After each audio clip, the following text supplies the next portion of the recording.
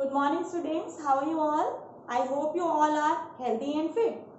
Today we will start important topic which is gap filling. It's an important topic for you, it's a new topic for you for class 9. Gap filling is a very important topic for you, and before starting gap filling you should know the basic topics of grammar which you have done in previous year, that is tenses. Second is prepositions, we have done in earlier classes. Conjunctions, determiners, and next is, which one is next? Modals.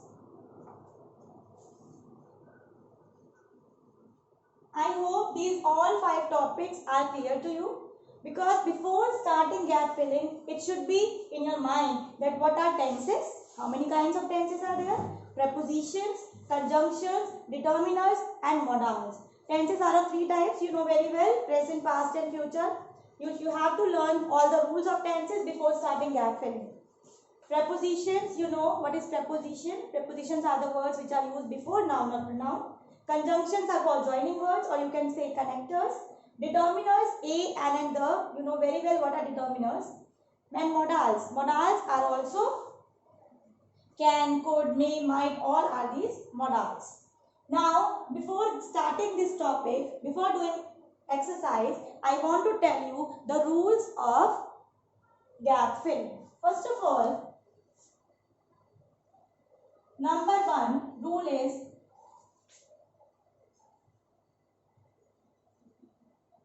whenever superlative degree is there, you will use the. Superlative degree, you know, there are 3 degrees of adjectives, comparison of adjective. You have learned in earlier classes, in previous classes, that 3 degrees are there: positive degree, comparative degree and superlative degree. So, superlative means when we are comparing one with the whole world. For example, if I am saying the Taj Mahal is the most beautiful building in the world, then I am talking only about the Taj Mahal. So, with superlative degree we use the biggest, the tallest. He is the tallest boy in the class. So, whenever superlative degree is there, like tallest, biggest, strongest, etc., then we will use the. Clear to all of you? Now, second is could. You know, could is also modal, and could is used with possibility. When we have a possibility, and could can be used in present tense as well as in past tense.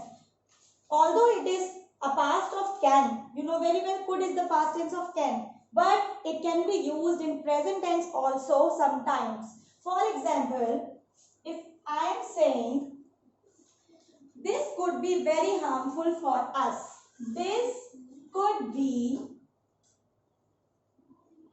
very harmful for us, means ये मेरे लिए harmful हो सकता है.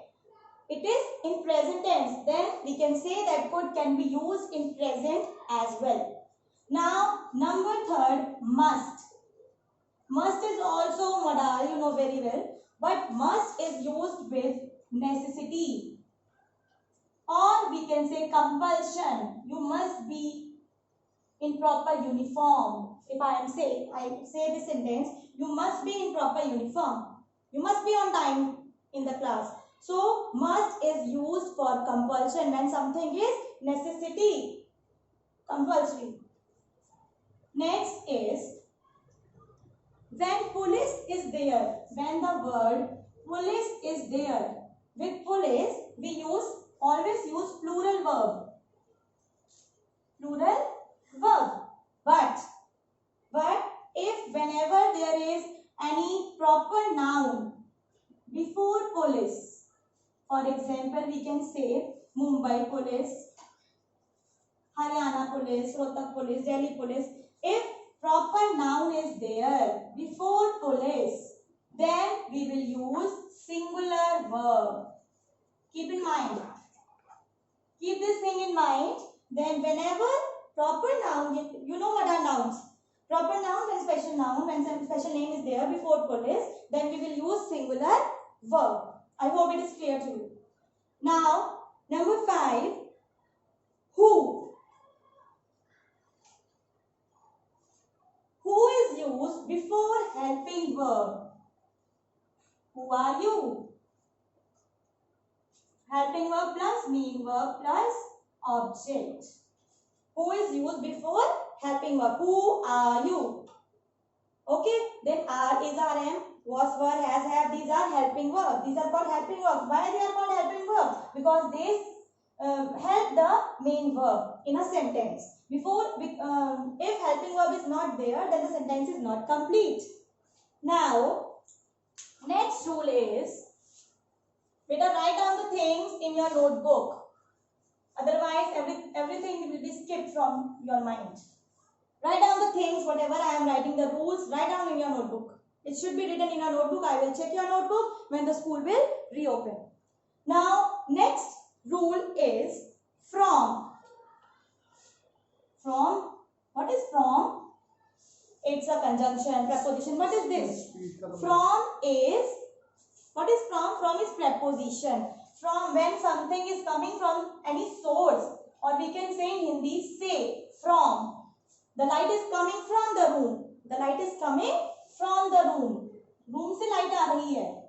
The light is coming from the room. So from is preposition. Preposition is used before noun, not pronoun. Now number 7 is has, have, or had. You know very well we have done in tenses. It is in perfect tense. Has, have plus had. Whenever has, have and had is there, we always use V3. For example, I have completed my work. My work has been completed. Or with has, have or had, we can use been also when it is in passive. You know what is voice, active voice and passive voice. So, has, have and had, whenever has, have, had is there, we will use V3.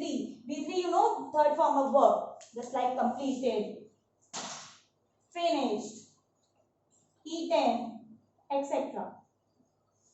So many verbs are there. Right?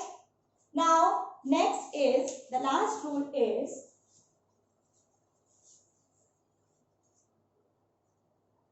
on. On is dash demand, if we can say. When demand is there before blank, after blank, sorry, then we will use on demand. These are on is preposition in, on, at, to, for. These all are prepositions. Okay, on demand. Whenever demand is there, we will use on. Clear? I hope all these rules are clear to you. If you have any problem, you can contact me on my personal number, and I will send to assignment to you of gap filling. So please complete the assignment. Thank you, class. Have a nice day.